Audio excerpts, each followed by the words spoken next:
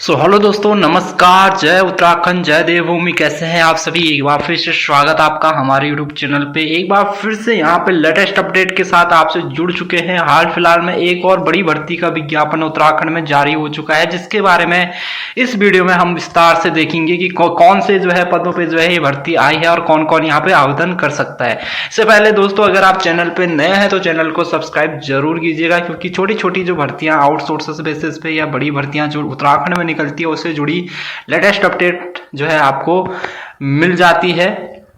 तो दोस्तों, यहाँ पे जो भर्ती निकली है ये उत्तराखंड स्वास्थ्य विभाग में निकली है। तो ये जो भर्ती का विज्ञापन है, जल्दी से इसका विज्ञापन देख लेते हैं।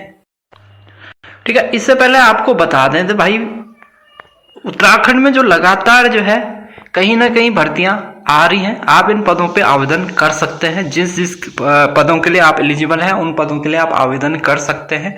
ठीक है, अभी जो भर्ती निकली है ये निकली है साधारण ग्रेड चिकित्सा अधिकारी बैकलॉग के परीक्षा 2025 उत्तराखंड प्रांतीय चिकित्सा एवं स्वास्थ्य सेवा समर के अंतर्गत साधारण ग्रेड चिकित्सा अधिकारी के रिक्त 276 बैकलॉग पदों पर सीधी भर्ती हेतु विस्तृत विज्ञापन, यानी कि 276 पदों पे ये भर्ती का विज्ञापन जारी हुआ है। ऑनलाइन आवेदन करने की जो तिथि है वो है 11 मार्च से, और ऑनलाइन आवेदन भरने की लास्ट डेट 31 मार्च है। यहाँ पे 31 मार्च यानी कि लास्ट डेट है फॉर्म फिल करने की। बात कर लेते हैं पोस्ट कौन सी है। चिकित्सा अधिकारी की है, जिसमें कि लेवल 10 का वेतनमान आपको देखने को मिल जाएगा। कुल 276 पदों के लिए ये भर्ती का विज्ञापन जारी हुआ है। तो यहाँ पे अगर बात कर ले कैटेगरी वाइज पद आप देख रहे हैं। अनुसूचित जाति के 183 पद है, अनुसूचित जनजाति के 6 पद है, ओबीसी के 59 है, और ईडब्ल्यूएस के 4 और जनरल के 4। अब इसमें कैटेगरी सब कैटेगरी अनुसार अगर पद देखें तो जो अनुसूचित जाति में 183 पद हैं उसमें 52 पद अनुसूचित जाति उत्तराखंड महिला के हैं, 9 पद उत्तराखंड अनुसूचित जाति दिव्यांगजन के हैं, 8 पद अनुसूचित जाति पुरुष सैनिक के हैं, 3 पद अनुसूचित जाति स्वतंत्रता संग्राम सेनानी आश्रित के हैं, 8 पद 3 पद हैं स्वतंत्रता संग्राम सेनानी आश्रित के। अनुसूचित जाति ऑर्फन कैटेगरी यानी अनाथ बच्चों के 8 पद हैं।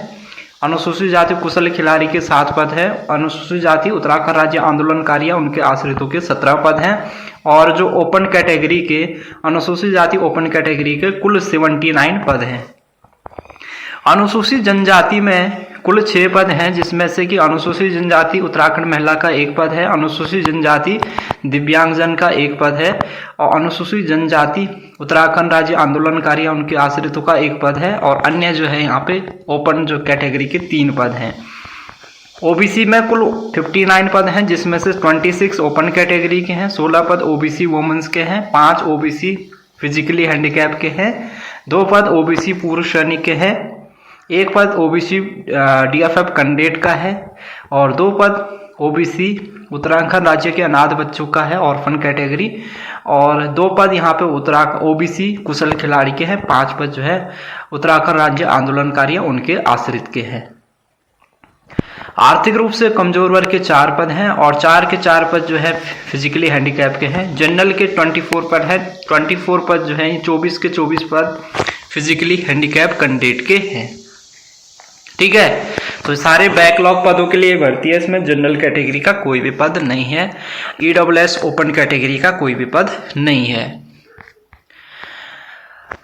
क्वालिफिकेशन की बात कर लेते हैं तो किसी मान्यता प्राप्त यूनिवर्सिटी से एमबीबीएस की उपाधि यहाँ पे मांगी गई है, परंतु यह की नीचे उल्लिखित पीजी डिग्री या डिप्लोमा अथवा भारतीय आयुर्विज्ञान परिषद अधिनियम 1956 द्वारा मान्य समकक्ष शैक्षणिक उपाधि प्राप्त चिकित्सकों को चयन में वरीयता दी जाएगी। देखो, मिनिमम क्वालिफिकेशन एमबीबीएस मांगा गया है, परंतु जिनके पास में पीजी डिग्री होगी या डिप्लोमा होगा उनको ज्यादा प्रेफरेंस यहाँ पे दिया जाएगा। जैसे कि शल्य चिकित्सक में, सर्जन में अगर किसी ने MS DNB general surgery, DNB rural surgery, MCH या डीएनबी सर्जिकल गैस्ट्रोएंटरोलॉजी या वस्कुलर सर्जरी या सर्जिकल ऑन्कोलॉजी की है तो उनको ज़्यादा प्रेफरेंस दिए जाएंगे। एनेस्थेटिक्स में भी सेम यहाँ पे पीजी का दे रखा है, पैथोलॉजी का सेम दे रखा है यहाँ पे, फिजिशियंस, रेडियोलॉजिस्ट, कार्डियोलॉजिस्ट, और ENT surgeons, orthopaedic surgeons, ophthalmic surgeons, paediatric specialist, dermatologist,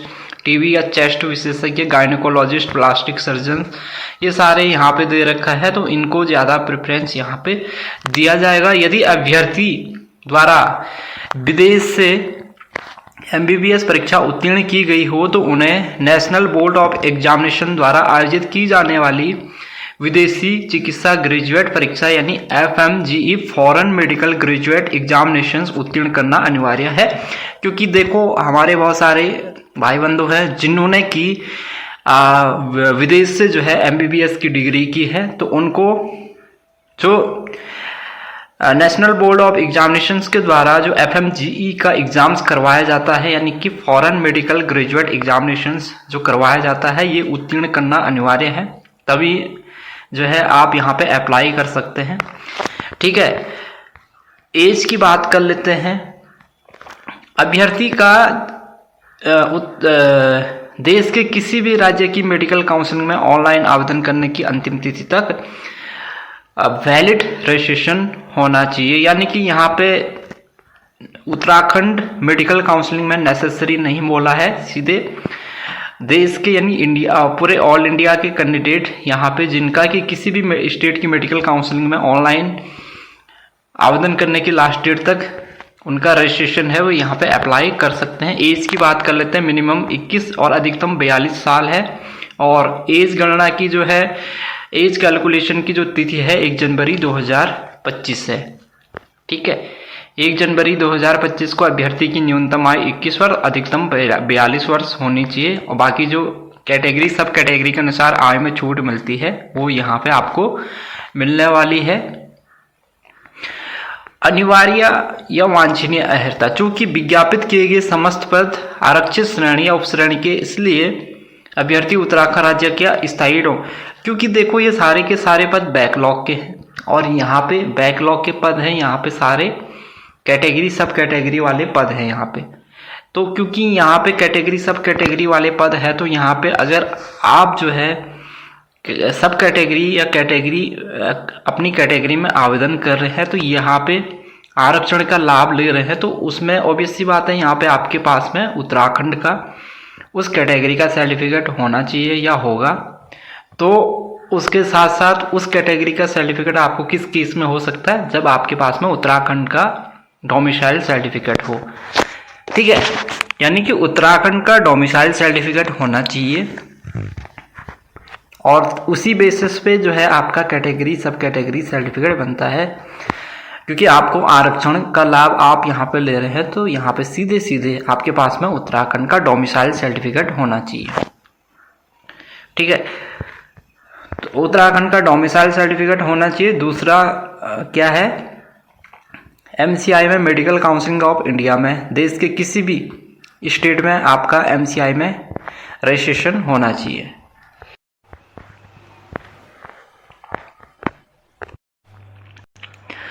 यहाँ पे एग्जामिनेशन पैटर्न की बात कर रहे हैं तो कुल 100 मार्क्स का यहाँ पे एग्जाम्स होगा, जिसमें MBBS परीक्षा के 20 नंबर आपको मिलेंगे।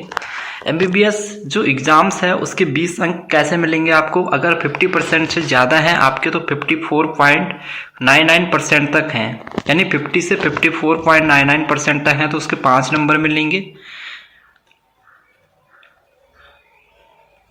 55 से 59.99 तक के 10 नंबर मिलेंगे जिनकी परसेंटेज इसके बीच में है।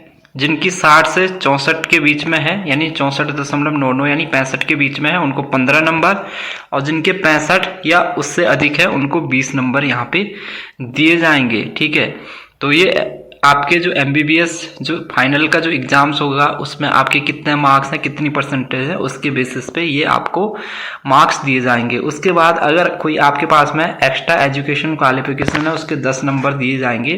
क्लिनिकल विषय में अगर PG डिग्री की है तो 10 नंबर दिए जाएंगे। क्लिनिकल विषय में अगर डिप्लोमा किया तो 5 नंबर दिए जाएंगे।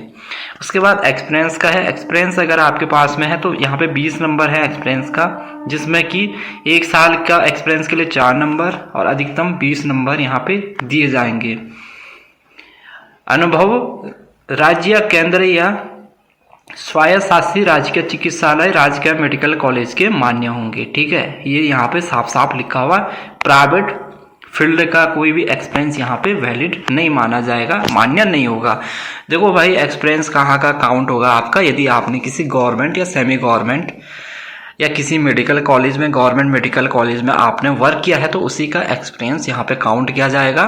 प्राइवेट हॉस्पिटल्स या प्राइवेट मेडिकल कॉलेज का एक्सपीरियंस यहाँ पे काउंट नहीं किया जाएगा। दूसरा यहाँ पे वाइवा का है 50 नंबर। ठीक है, तो ये है।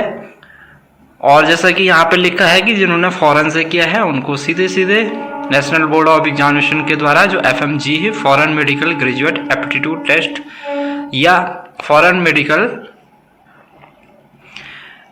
जो है ग्रेजुएट टेस्ट जो होता है वो एग्जाम्स क्लियर करना ज़रूरी है। और यहाँ पे ये दे रखा है आपको जो है ऑनलाइन फॉर्म फिल करना है, कैसे फिल करना है, कुछ इंस्ट्रक्शंस यहाँ पे दे रखे हैं। फीस अगर देखें तो जनरल और OBC के लिए 2000 रुपये है, EWS SC ST PH के लिए 1000 रुपये यहाँ पे है। ठीक है, तो ये फीस का भी यहाँ पे दे रखा है। तो लास्ट डेट इसकी 31 मार्च है। इसमें 31 मार्च तक आप अपना एप्लीकेशन फॉर्म यहाँ पे इसको ऑनलाइन फिल कर सकते हैं।